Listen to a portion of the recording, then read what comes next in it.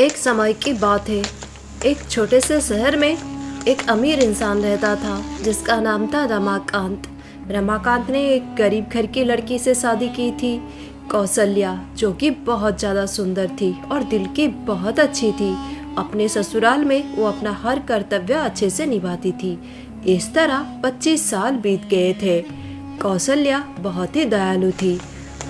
अपने पति के जैसे वो भी दूसरों की मदद करना पसंद करती थी। इतने अमीर होने के बाद भी दोनों के मन में बिल्कुल घमंड नहीं था। वो और उसके परिवार बहुत ही सम्मान पाते थे उस शहर में। अरे, मेरी छोटी बहन ने मुझसे मदद मांगी है। उसके व्यवसाय में कुछ पैसों की ज़रूरत है, पर मेरे पति तो गुस्से में लाल हो जाते हैं जब भी मैं उन्हें अपनी बहन की मदद करने के लिए बोलती हूँ। पैसे भी पहले 3-4 बार उन्होंने मदद की है और वो लोग तो पैसे लौटाते भी नहीं। पर वो बोल रही थी, इतना अनुरोध कर रही थी, मेरा मन तो बिल्कुल नहीं मान रहा है। कितना स्नेह करती है मुझसे, कितना मानती है मुझे। थोड़ी सी मदद करना तो मैं चाहती हूँ, पर इस बार तो उसने बहुत ही पैसे मांग लिए हैं। क्या करूँ, कुछ समझ में नहीं आता। इनसे बोलूँगी तो ये गुस्सा करने लगेंगे। क्या करूँ। कौसल्या कभी कभी छुपकर भी अपने परिवार की मदद कर देती थी। वो ज़्यादातर अपने मायके वालों को छुपकर पैसे दे देती थी। ये बात रमाकांत को पता न थी, पर रमाकांत वो बहुत ही समझदार इंसान था। लोगों की मदद तो करता था, पर बस ज़रूरतमंद लोगों की। वो मूर्ख नहीं था, बहुत ही बुद्धिमान था, और जिन्हें ज़रूरत नहीं होती थी और इसे पैसे मांगने चले आते थे, वो उनकी मदद कभी नहीं करता था। अरे, आज तो इन्होंने सतीश बाबू को 50,000 रुपये दे दिए। उनकी बेटी की शादी है ना, इसलिए इतना दया दिखाते हैं सबके ऊपर। जब भी पर मैं अपनी बहन की बात करती हूँ तो गुस्सा करने लगते हैं। क्या हो गया, 5 लाख की तो मांग रही है मेरी बहन, उसकी व्यवसाय में मदद हो जाएगी। मैं तो आज इन्हें बोलकर ही रहूंगी। क्या, फिर से पैसा देना है? देखो, तुम्हारी बहन और उसका पति बहुत ही चालाक इंसान है। मैं उन्हें बुरा नहीं बोल रहा हूँ, पर मुझे वो लोग लालची लग रहे हैं। इतना सारा पैसा दे चुका हूँ मैं उन्हें, पूरे 15-17 लाख ले चुके हैं वो लोग मुझसे, पर अब तक उन्होंने एक भी रुपया लौटाने की बात ही नहीं की है मुझसे। ऐसा तो नहीं चलेगा। और मैं समझ गया हूँ, उन्हें कोई व्यवसाय में पैसा नहीं खर्च करना है। वो बस ऐसे ही पैसे मांग रहे हैं। उनकी नीयत का साफ पता लग गया है मुझे। देखो कौसल्या, मैं उनकी मदद नहीं करूँगा। वो तो अच्छे से रहते हैं, खाता पीता घर है उनका, गरीब थोड़े हैं। अजी, आप ये क्या बोल रहे हैं? परायों की इतनी मदद कर देते हैं। अगर मेरी बहन की थोड़ी मदद कर दोगे तो क्या हो जाएगा? जहाँ 17 लाख दे दिया है आपने, वहाँ 5 लाख और से ही 5 लाख दे देने से आपके खजाना तो कोई कम नहीं कर देगा। थोड़ा मदद कर दीजिए ना। कितना फ़ोन पर बोल रही थी मुझसे, रो रही थी, इतना अनुरोध कर रही थी, और आपको भाई जैसा मानती है, कितना सम्मान देती है। और उसका पति राजू, वो तो हीरा है, हीरा। कितना मानते हैं वो आपको, भाई समझते हैं। हाँ, भाई नहीं, वो मुझे मूर्ख समझते हैं। मैं समझ गया हूँ ये बात कौसल्या, पर तुम्हारे समझ में नहीं आती। हाँ, मैं अमीर इंसान हूँ, मेरे पास बहुत पैसे हैं, धन दौलत है। मैं दूसरों की मदद भी करता हूँ, पर ज़रूरतमंदों की मदद करता हूँ। जो कामचोर होते हैं उनकी नहीं, ठग की मदद मैं नहीं करता।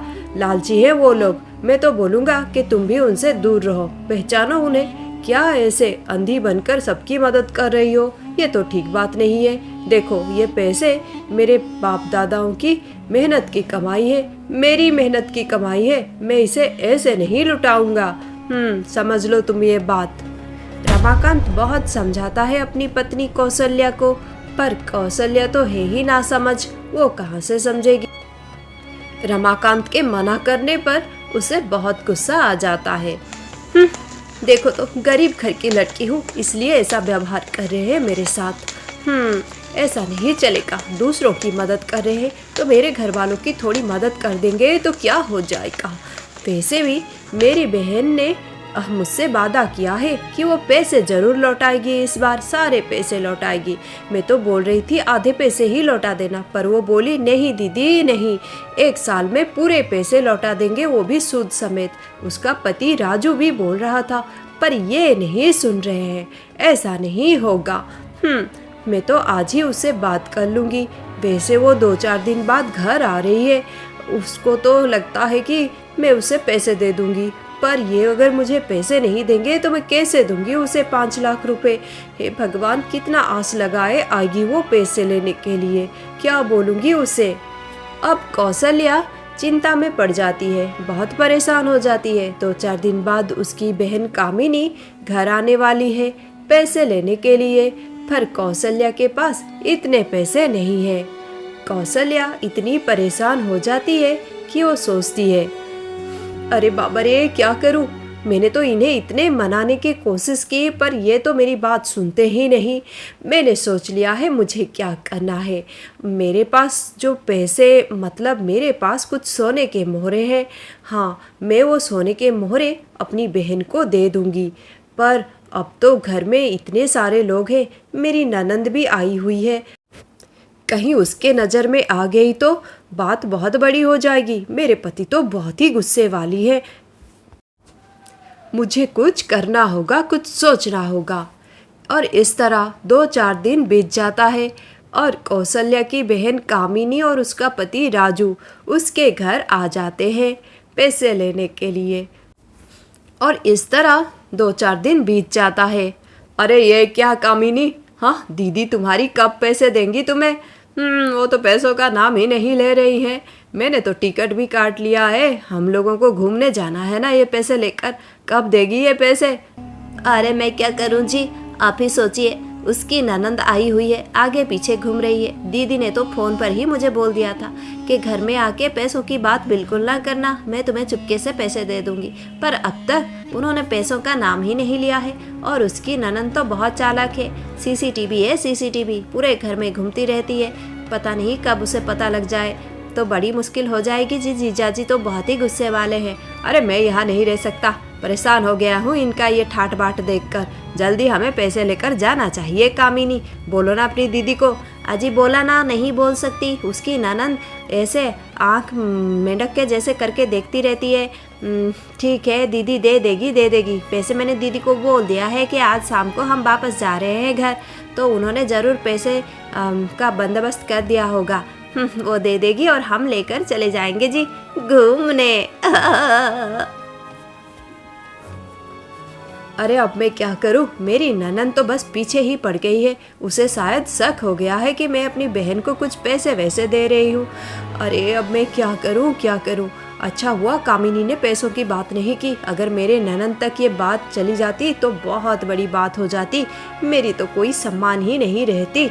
क्या करूं मैं, मेरे घर वाले भी ना हमेशा परेशान करती हैं मुझे, पैसे दे दो। हाँ, अमीर घर में मेरी शादी हो गई है, मैंने इतनी बार उनकी मदद की है, मेरे पति ने भी मदद की है, और मैंने तो कई बार छुप के उनकी मदद की है, जो कभी कभी मुझे अच्छा नहीं लगता है। ऐसा लगता है जैसे मैं चोर हूँ। अपने घर में चोरी करना भी तो चोरी ही होता है ना।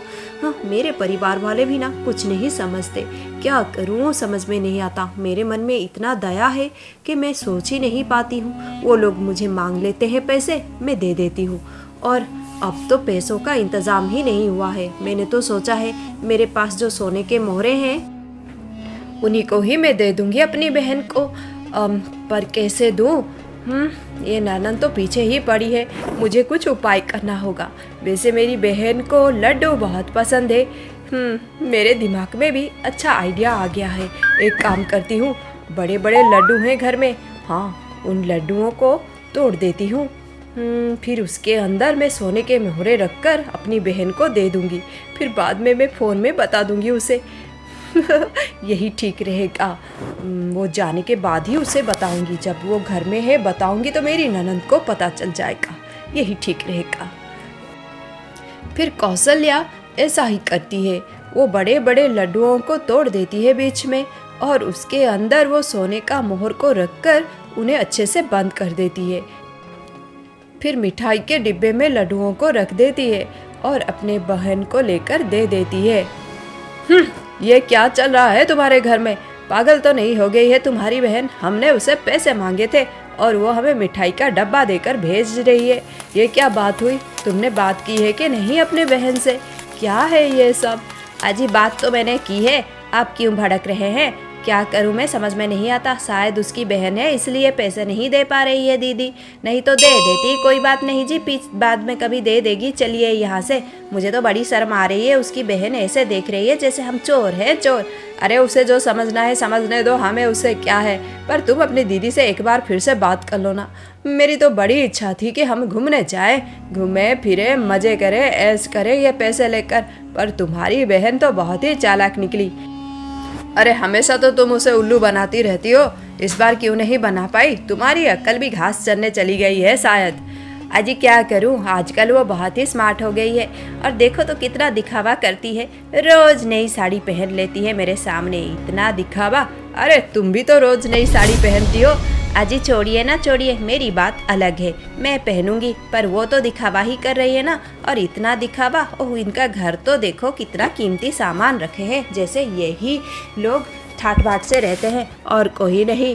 बड़ी आई, मुझे तो ये सब देखकर बड़ी चिढ़ हो रही है। मुझे बोल रही थी कि घर में और 2 नौकरानी रखूंगी, घर का काम नहीं हो पा रहा है। आहा, पता नहीं खुद को रानी समझ रही है, भिकारन कहीं की। हमारे घर में तो भिकारन जैसी रहती थी दीदी, यहाँ क्या उसकी किस्मत की वजह से शादी हो गई, इसलिए इतना दिखा रही है। बड़ी आई दिखावा करने वाली भिकारन है, भिकारन सच में। अरे तुम तो सच बोल रही हो, बिल्कुल सच बोल रही हो। मुझे भी पैसों के लिए उसे दीदी दीदी बोलना पड़ता है। सच में हमारे घर वाले तो ऐसे लोगों से बात ही ना करें। तुम्हारी बहन तो है ही भिखमंगी। अजी क्या मतलब है? आप क्या बोल रहे हो? आप मेरे परिवार को बोल रहे हो क्या? अरे तुमने बोला इसलिए मैंने बोल दिया। असलियत तो यही है ना, तुम्हारी बहन है ही भिखमंगी, गरीब घर की लड़की। मतलब मैं तुम्हारी बात नहीं कर रहा हूँ, तुम तो बहुत ही समझदार हो। हाँ, एक ही घर से हो, पर तुम अलग हो, मैं उसकी बात कर रहा हूँ। बड़ा दिखा रही है खुद को। मैं तो सोच रहा था पैसे लेकर यहाँ से जाएंगे, पर मिठाई थमा दिया हमें, मिठाई। छी छी छी, इस बार हमने उन्हें मूर्ख नहीं बना पाया कामिनी। अजी कोई बात नहीं, बाद में मैं उसके सामने इस तरह ही नाटक करूंगी और पैसे वो दे देगी। नहीं देगी, कैसे नहीं देगी, है ही मूर्ख कहीं की। 2-4 चिकनी चुपड़ी बातें कर लूंगी, दीदी दीदी बोल दूंगी तो फंस जाएगी मेरे जाल में। अच्छा जी चलिए अब चलते हैं, लगता है इस बार वो पैसे नहीं देगी। बेकार में हम यहाँ पर आए, ये सब देखकर तो और भी ज़्यादा चिढ़ हो रही है। हाँ सही बोलती हो। 5 लाख रुपए मांगे थे, ये 50 रुपए के लड्डू थमा दिए हमें। अजय अब बस भी कीजिए और चलिए यहाँ से, रहने दीजिए इस लड्डू को यहाँ पर। ये लड्डू इस तरह हम डाइनिंग टेबल के ऊपर रख कर जाएंगे ताकि दीदी देखेगी और उसके अक्ल ठिकाने आ जाएगी जी। फिर वो उसे गुस्सा आएगा और जीजा जी के साथ लड़ेगी। उसे पता लग जाएगा कि उसकी बहन गुस्से से गई है। हाँ, कैसा लगा मेरा आइडिया? अरे हाँ, ऐसा ही करो, इसे बिल्कुल डाइनिंग टेबल के ऊपर ही छोड़कर जाएंगे। वो देखेंगी तो उन्हें पता लग जाएगा कि हम कितने नाराज होकर गए हैं। फिर वो किस तरह भी करके अपना पैसे भेज देगी। हाँ जी, हाँ जी। और इस तरह कामिनी और राजू बात कर रहे थे और बाहर कौशल्या थी जिसने सब कुछ सुन लिया था। क्या ऐसे हैं ये दोनों? इन्हें मैं क्या समझ रही थी, पर इनकी असलियत ऐसी है। भगवान जी, अच्छा हुआ आपने मेरी आंखें खोल दी। कितना पाप किया है मैंने। ऐसे लोगों के वजह से मैंने अपने ही घर में चोरी की। मैंने कभी ये नहीं समझा कि मेरे पति कितना मेहनत करते हैं। उनकी मेहनत के पैसे को मैं इस तरह लुटाती रही। मुझे माफ़ कर देना प्रभु। मेरे पति कितने समझदार हैं, वो कितना जानते हैं, लोगों को पहचानते हैं। पर मैं मूर्ख कभी नहीं समझ पाई, पर अब मेरी आंखें खुल गई। मूर्ख कहीं के। अच्छा हुआ मेरे पैसे इस तरह ही छोड़कर जाओ।